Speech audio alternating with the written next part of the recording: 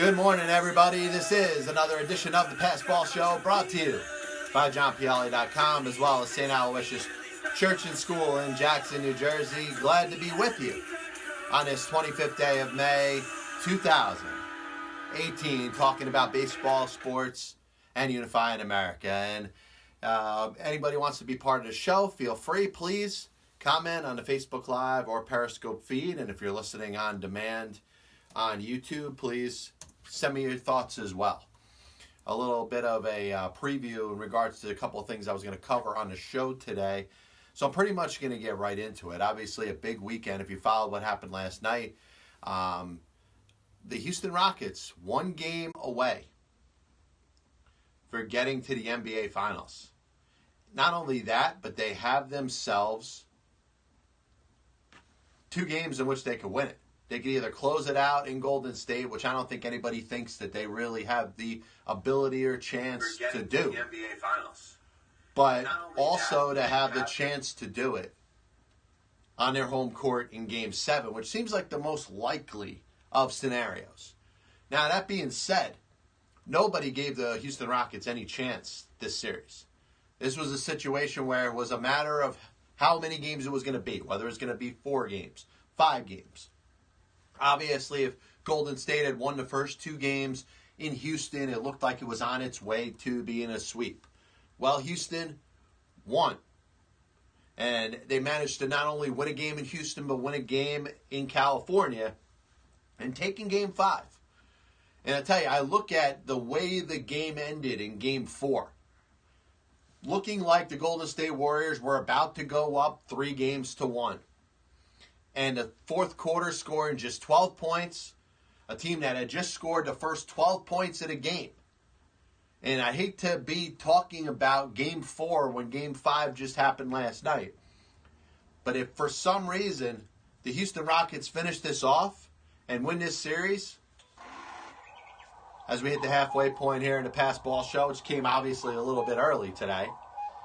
But I promise you it is the about maybe 1/20th point of the Passball Show. But, you know, the reason that I'm talking about Game 4 is we look back at what has happened. The fact that the Rockets are up 3-2, the chance to clinch the Western Conference in Game 6. And if not, they'll have a chance to win on their home court in Game 7. Is the Golden State Warriors, for whatever reason, let down. And I was talking about during the beginning of the week about the importance of understanding what you are as a team. And sometimes it's good. Sometimes you understand that you're great. Sometimes that you understand that you have the talent and the advantage over just about anybody that you're going to play. Sometimes you feed into what the media says and what the fans tell you. Like I said, it's like that 5th grade boy that all the girls keep telling him he's cute. At some point, he's going to believe it. But maybe he doesn't try to look cute. He just thinks he's got these God-given looks that he doesn't have to do anything to continue to get the attention. Warriors are getting the attention. Maybe at some point they've believed that they don't have to prove it on the basketball court anymore. Their fourth quarter performance in Game 4 was horrific and was not indicative of what you expect from a championship caliber team. For a team that's won 2 of the last 3 NBA championships. For a team that's been in the last 3 NBA finals. And you play a balanced game on the road against a team that can hit some shots. And the Houston Rockets did that. They made some plays down the stretch and held them off in a close game. And now it's the Warriors that are facing elimination. Now, I do think the Warriors, and listen, I said this the other day when Rockets beat them in Golden State. I felt like it was going to be that wake-up call that they needed. But you know what? You didn't see anything elevated in regards to their performance. I think you saw moments. I think you saw a better played game by the Golden State Warriors in Game 5 than they played in Game 4. But I didn't see that breakout standard Golden State team. And we're going to see it in Game 6, I believe, because they'll be at their home court in California. But the question is, you go 7 with a team that you didn't win as many games as during the regular season. You got to play that game on their court. I tell you, the improbable could very well happen. And I didn't predict it. nobody out there in the sports media, whether it's television, radio, newspaper, internet, whatever, nobody predicted that the Houston Rockets were going to win this series. I'm wrong, and all of you are wrong if the Rockets manage to win one of these next two games. But the thing I wanted to talk about to start the program off, and obviously you saw it a little bit of a tease in regards to what I'm going to cover on the show, whether you're following me on Facebook or on Twitter. Dellin Betances a couple days ago with the Yankees, pretty much shows you what he is about. He's not necessarily a bad pitcher. In fact, he's one of the brighter young talents in his game in regards to what he can do with his fastball, his slider, and just his ability to dominate an opposing hitter. He is what you'd call that prototypical fireballer in late innings that we're seeing so many of in Major League Baseball today. A guy that comes in, throws in the high 90s, and you know what? When he's on, he is going to literally blow the competition away. You could put a 3-4-5 up against three of the best players in all Major League Baseball, and if Dellin Betances is on, he's going to shut you down. Two things about him. Number one, hopefully Aaron Boone will stop trying to use him in the second inning, because he clearly isn't the same pitcher pitching in inning number 2 as he does in inning number 1. He is the modern-day relief pitcher. The one that if you're Goose Gossage, you're pissed off over. Because Goose Gossage went out there and pitched 2-3 innings every single game. Pretty much picked up for his pitcher and finished the game. Dellin Betances is a relief pitcher in Major League Baseball in 2018. Can very well air it out for 1 inning, and then after that, he's not the same. And Aaron Boone's a very smart baseball man. He plays by the numbers. All this stuff is information that's right at his fingertips. And he needs to start seeing it. And there's certain pitchers in baseball that you can't push for that second inning. Now, if you're in the Mets, I wouldn't do that with A.J. Ramos. I would stick to him for 1 inning. Mets have 3 relievers that they feel comfortable enough going 2 innings with. And that's Gesellman and Lugo and Paul Sewald. A.J. Ramos, keep them 1 inning. Yankees, if you're Dellin Betances, keep them 1 inning. The other issue I have with Betances is something that I've seen very similarly to that of New York Mets left-hand pitcher Steven Matz. Now, his performance last night, notwithstanding. His performance in 3 of his last 4 starts, notwithstanding. If you followed Steven Matz since day 1 with the Mets, there's been 2 things that have bothered you about him. Number 1 is the injury problems. But right here in 2018, it looks like, knock on wood, at this very moment, he is healthy. He's not feeling any ill effects from anything. He's got nothing that's holding him back. So right now we expect 100% of the best of what Steven Matz can offer. But his similarity to Dellin Betances is this. Both pitchers, when something doesn't go right, they tend to overreact, they tend to get down on themselves, and they tend to implode. And you're looking at 2 pitchers that have very distinctive talents. I just told you about what Betances brings to the table. A very high 90s fastball with ridiculous movement, a slider that is completely wipeout, and if he's executing, nobody's going to hit him. But if he walks a batter, or if he gives up a base runner and somebody steals a base on him, he throws that pitch right on the outside corner and the umpire doesn't give him strike 3, there's a good chance this man's going to implode. And the same thing applies to Steven Matz. You watched it last year. Things didn't go right. He starts getting down on himself. He's visibly mad. But when he's visibly mad, it's impacting his ability to execute pitches. And I'm looking at both of these pitchers and I say, it completely is a mental thing. We're looking at a mental type of situation that is keeping both of these pitchers from being what it is that they're supposed to be. Steven Matz is supposed to be, no doubt, the number 3 starter on the Mets. And you shouldn't have to study the numbers to know that. You should just know when Steven Matz takes the mound, he's going to be effective enough. He's going to give you 6 innings every day. He's going to give you a very good chance to win. And his stuff is just that filthy. Dellin Betances should be without a doubt. I don't care who you have on the Yankees, whether it's Chad Green or David Robertson or Tommy Canley. He should be your eighth inning guy. He should be the guy that steps in for Aroldis Chapman when he needs a day off. In fact, he should be competing to be the closer on the New York Yankees. His stuff is that filthy. The one thing that both of these guys have that get in their own way happens to be between the ears. And, from anybody that's gone out there and competed, you understand that you're going to face adversity over the course of a game. And it obviously doesn't just apply to baseball, it's to all sports. You're out there and you're competing, you are going to face all types of different things that you don't expect to go wrong that do. But you have to have it mentally to be able to get through it. In some cases, maybe not to forget, but to move on. And you're looking at two pitchers, one that pitches for each one of these New York Major League Baseball franchises that don't seem to have that. Maybe Matz is on his way. Betances has shown you at times that he could get past it. If both of them do,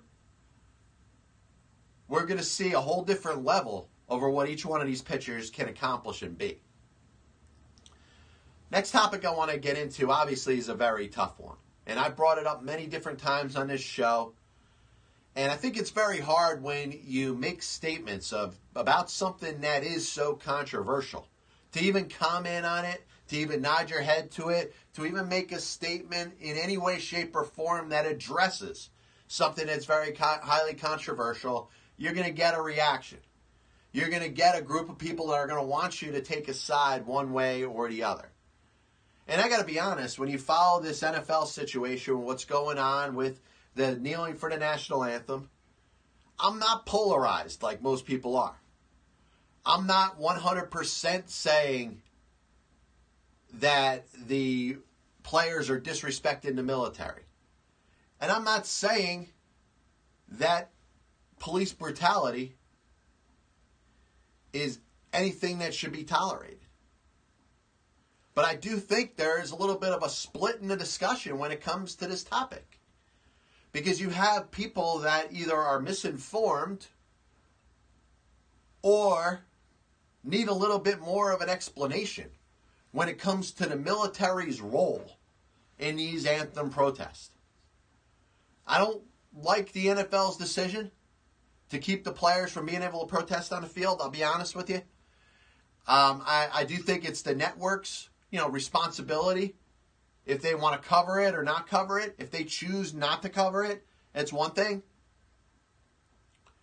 But I do believe the players have the right to express how they feel in public.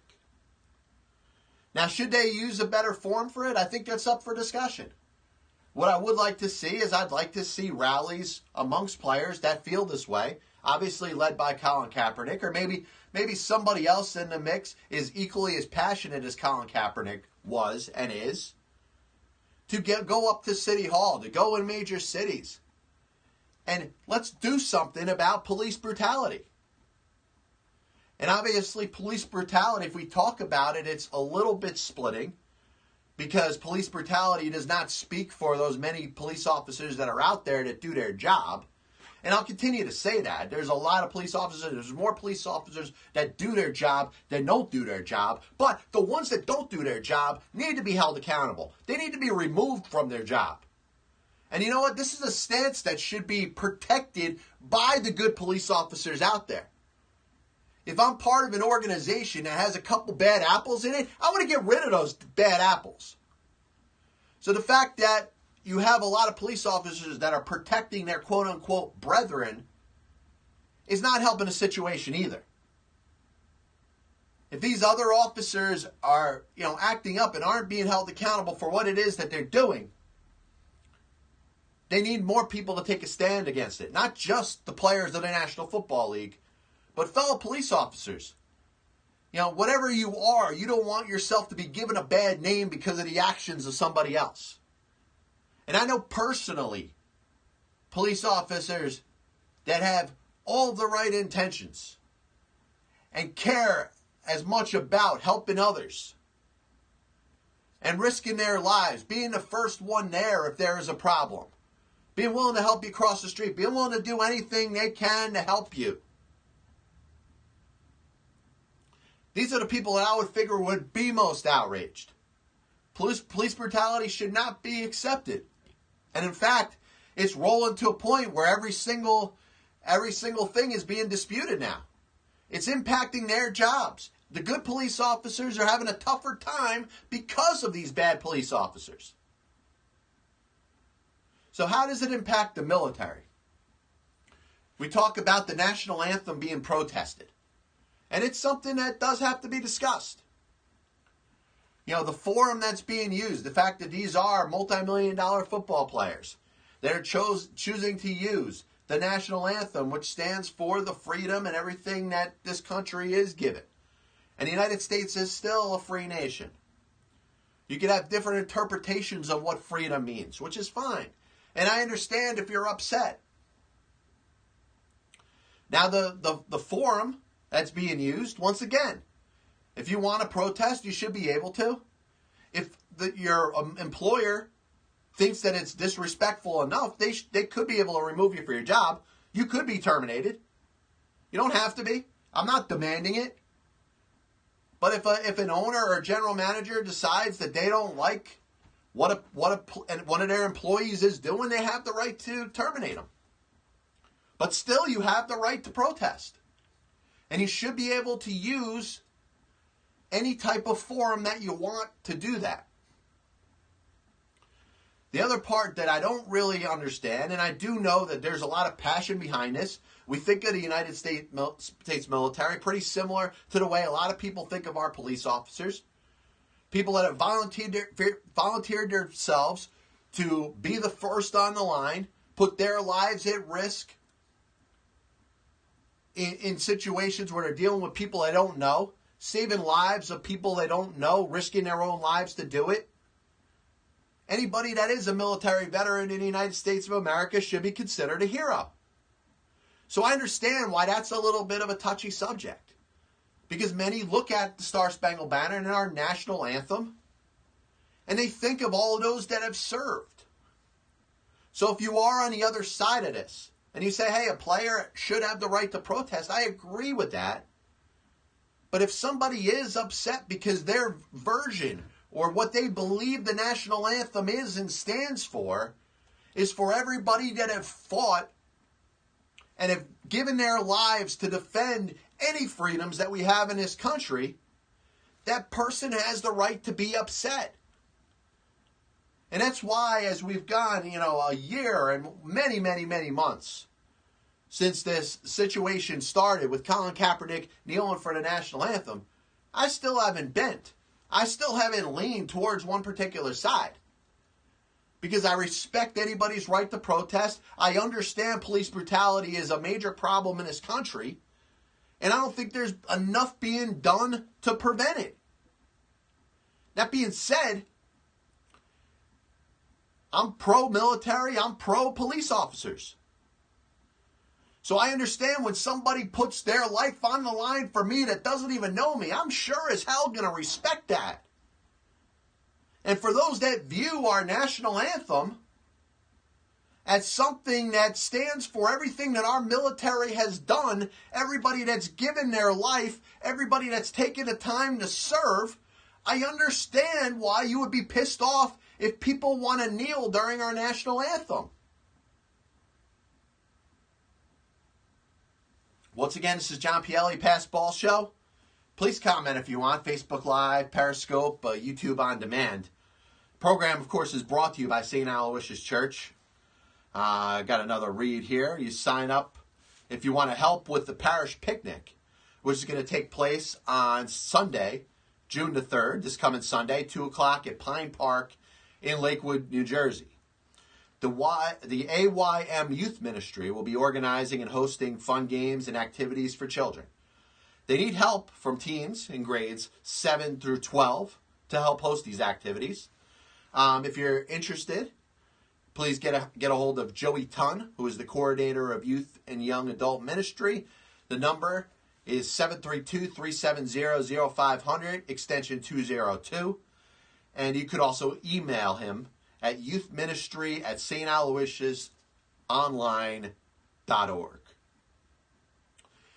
So moving on, we're going to get back into baseball, and I'm glad that I kind of basically let it be known how I feel on this thing, because I think of military, and I am a pro-military person, pro-police person, but I can't stand the thought of somebody in a position that's abusing their authority and how it applies to police brutality.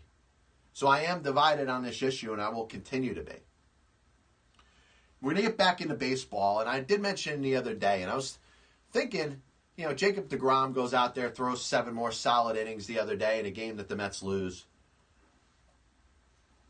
And something ridiculous. I think it's like 51% of his starts in his major league career. Jacob deGrom has given up 1 run or 0 runs.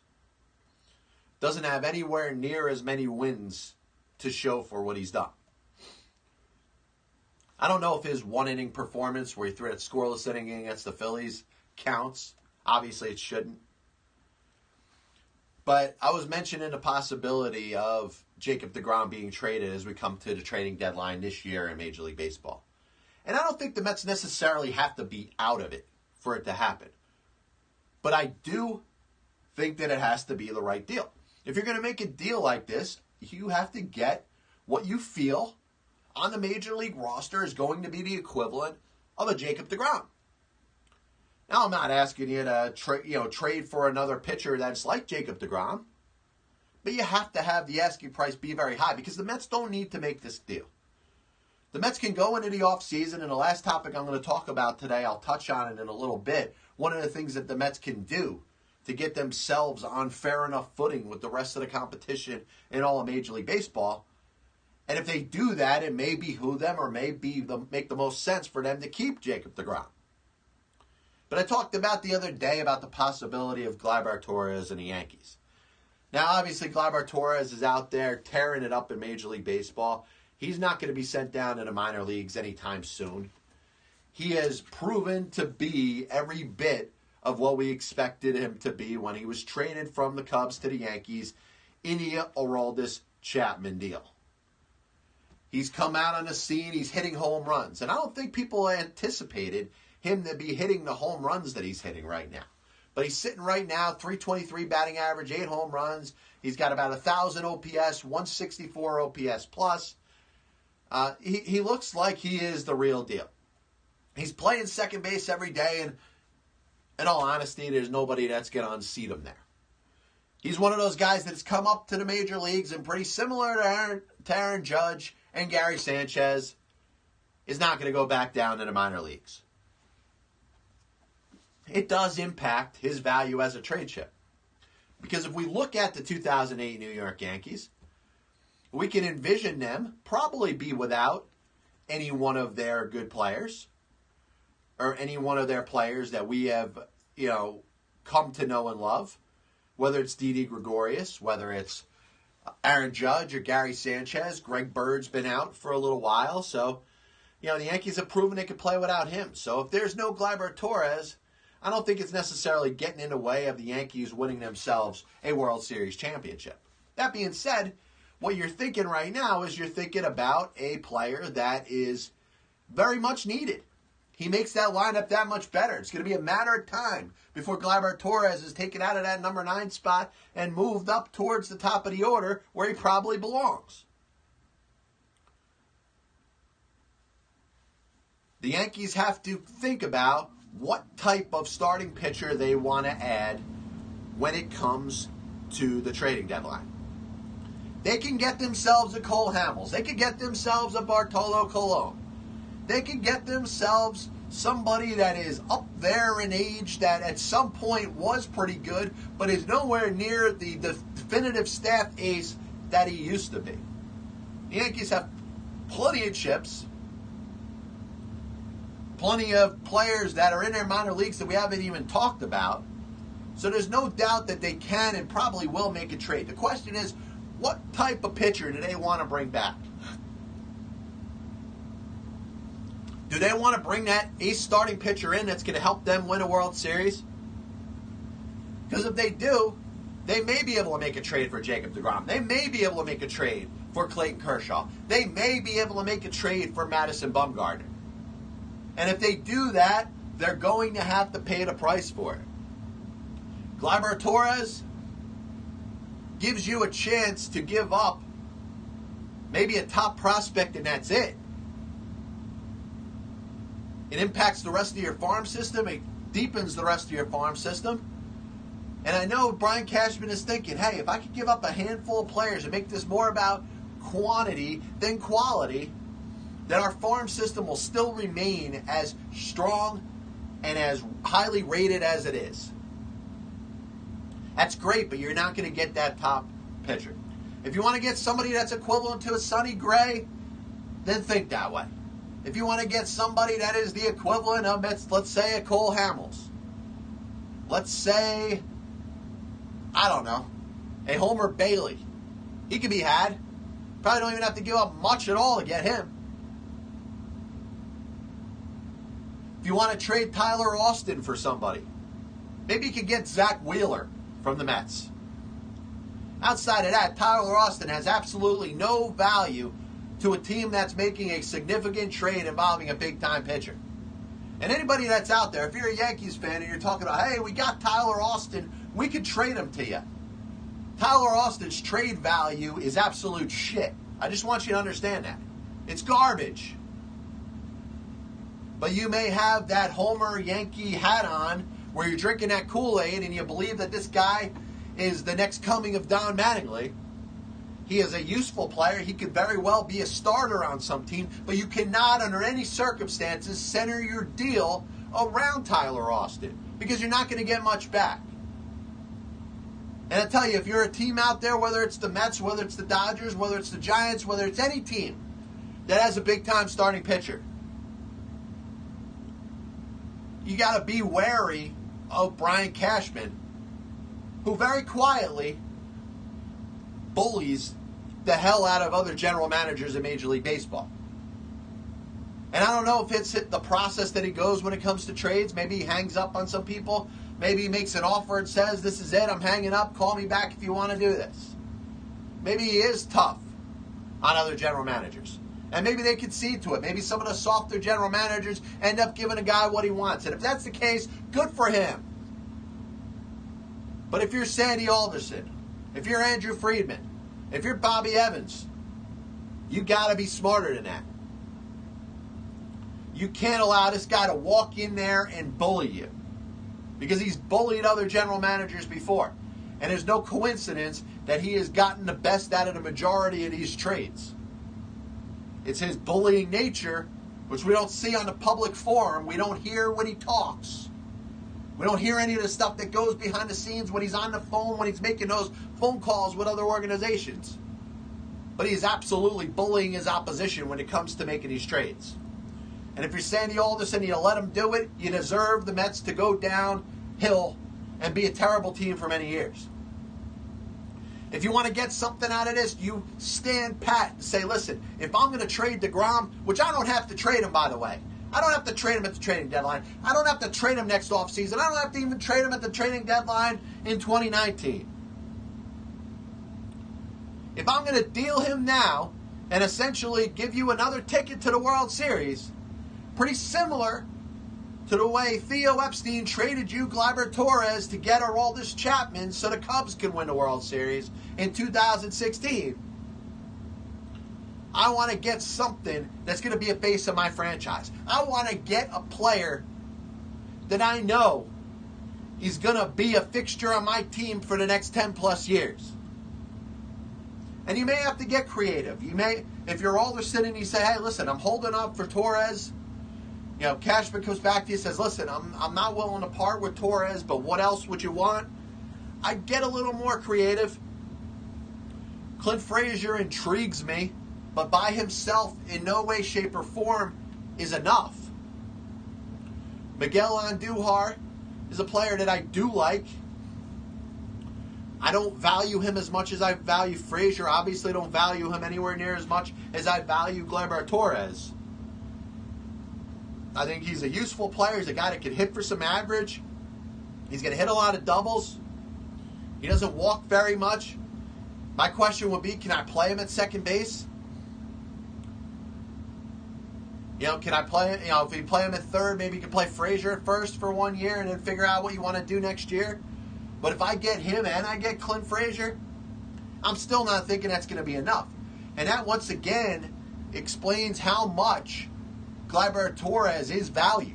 Because his value as one player in one piece could almost be a straight-up for Jacob deGrom type of deal. And me being a Mets fan, I would accept that. Reluctantly, but I would accept that. I would give up my best pitcher for Gleyber Torres because I'm looking at a point and seeing starting pitchers, as great as they are not valued as much as they used to be. And Jacob deGrom is great. Jacob deGrom may win a World Series for the Yankees in the postseason, and I can deal with that. But if I know I'm getting an everyday player that's going to be a fixture on my team, whether it's at second base or shortstop or third base or whatever it is that the Mets decide to play him, I'll make that trade. And I want to make that trade that bad that that's all that I'll be willing to give up. But if it turns out that the Yankees are not going to trade Gleyber Torres, if he goes out there and becomes one of the best players on the Yankees, which, by the way, it's not too far away from happening. I know on a team when we thought about Aaron Judge and Giancarlo Stanton and Gary Sanchez and the start that Didi Gregorius got off to, if we ever thought that Gleyber Torres would be the best player on the Yankees in 2018, you would think, all right, what kind of hallucinogen are you taking? What kind of drugs are you on? How delusional can you be? It's not that far away from happening. And maybe the Yankees get to a point where they don't feel like they can take this guy off this team. Maybe there's a thought where you can think of a negative impact they could have on the rest of the players. To see a guy that has been so quickly such a fixture in his franchise and in his team to deal. But I got to think, if you want deGrom that bad, if you want Kershaw that bad, if you want Bumgarner that bad, you got the guy that can make it happen. And I think if you're in the Mets, if you allow Cashman to try to bully you, you're not going to get anything done. He's not going to offer you anything that you'd be willing to accept. But if it's not Torres, it's Frazier, it's Andujar, it's Justis Sheffield, and it's probably one more player.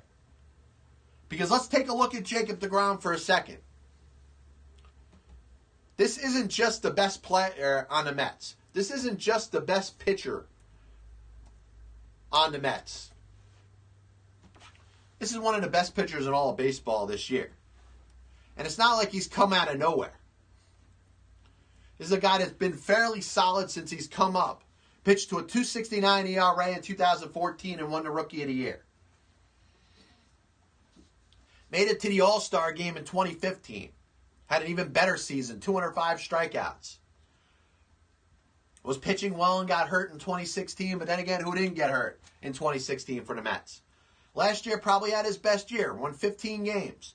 Threw over 200 innings for the first time in his career. Struck out 239 batters. That was kind of his, back up to what he did in 2015. This year, he's been even better. He's leading the major leagues with a 1.54 ERA right now. I'm sorry, the National League. Of course, Mr. Verlander's leading Major League Baseball in ERA. He's got 77 strikeouts in just over 58 innings. He's pitching to a whip of sub-1. He has an ERA plus of 243. He is having his season amongst seasons. So his value may never get any higher than it is right now. And if I'm the Mets, maybe I take advantage of that. But if you deal him for anything less than a package that starts with Frazier, Andujar, and Sheffield, and probably somebody else, then the Mets are selling themselves short. And if you're a Yankee fan and don't think that this guy is worth it, enjoy watching CC Sabathia go out there. Enjoy watching Domingo Germán go out there. Enjoy watching Bartolo Colon go out there in September pitching big games for you. Enjoy Doug Fister, right? You want one of the best pitchers of baseball, you got to pay the price for one of the best pitchers in baseball. And once again, as I started this topic off by talking about with the Mets, they don't necessarily need to trade Jacob deGrom if they're going to get better. I know there's a lot of people that think that they got to trade all their assets and start over and get all these younger players in there. When you do that, all you start to do in a silly way is you accumulate young players as opposed to accumulating talent. And I don't want to see my team do that. Best way to do that, draft better. Sandy Alderson, if you don't know how to draft players, use Omar Minaya a little bit more. Make sure with your series of picks that you have, and you obviously got a top 10 pick this year because you lost 92 games in 2017. Make it a good pick. Bring a player that you know is going to be a top prospect in this roster. You got the 28th ranked farm system in Major League Baseball. Make it better. But I tell you, if you want to fix this team on a fly, you go out there and you sign Manny Machado this offseason. And I know in the past we think of the Mets when it comes to signing big free agents, and we just assume that they're not going to be in it. And if you go back years and you remember the talk and the build-up when it comes to Manny Machado and Bryce Harper becoming free agents, and I do got to say hello to my wonderful son Nolan, who's coming in to see me. So I'll have to keep this topic a little bit short. Nolan, don't turn the light off, please. But there's my little boy. Finish off this discussion quick. You know, Harper, Machado, we think of these guys becoming free agents when it comes to the offseason of this year. And the enormous, exorbitant price tag and how teams are clearing out money to try to prepare themselves for this free agent signing period. And we just don't think the Mets by default are going to be involved in it. And I've thought for years how we've progressed with this opt-out clause that has been put in many Major League Baseball players' contracts. And the Mets or any other team that ends up signing Manny Machado has a great opportunity to take advantage of this. And they do. If you set up a player that's 25 years old and you sign him to a 10-year contract, it's not like signing a player to a 10-year contract 5 years ago, 10 years ago, 15 years ago. You're not signing yourself to have that guy play for your team for the next decade. It's not Albert Pujols with no chance of him ever opting out of his deal and know that he's going to be there for the next 10 years. It's not Alex Rodriguez opting out after 7 years. All right, buddy. We got some great commentary there from my beautiful son, Nolan. But, you know, you put an opt-out clause for a player that's 25 after 3 years or after 4 years. You give him the opportunity to become a free agent again at the age of 28 or 29. Nolan, just give me a minute, please, all right? You give him the opportunity to become a free agent again at age 28 or 29. He's going to opt out. And if your goal as an organization is to win over the next couple of years as opposed to the next decade, you take advantage of 3 or 4 years of having Manny Machado, you pay him $30 million a year, and you have that quote-unquote 6 more years on his contract, which you know is going to go to waste when he opts out after the 4th year. He hits free agency, he signs with the Angels, he signs with the Dodgers, he signs with the Yankees, or whoever, an 8-year contract or a 10-year contract or whatever. That team might get some instant gratification, but over the course of that long-term contract, they're not going to see the best out of him. I want to thank everybody for tuning in. Once again, Dellin Betances is Steven Matz. Equal issues when it comes to the military and police brutality. Best deal for Jacob deGrom. Manny Machado on the Mets may be a possibility next year. Be back with you Monday on Memorial Day. Hope everybody has a nice weekend, enjoys the nice weather. God bless you. And as always, I'll see you on the other side.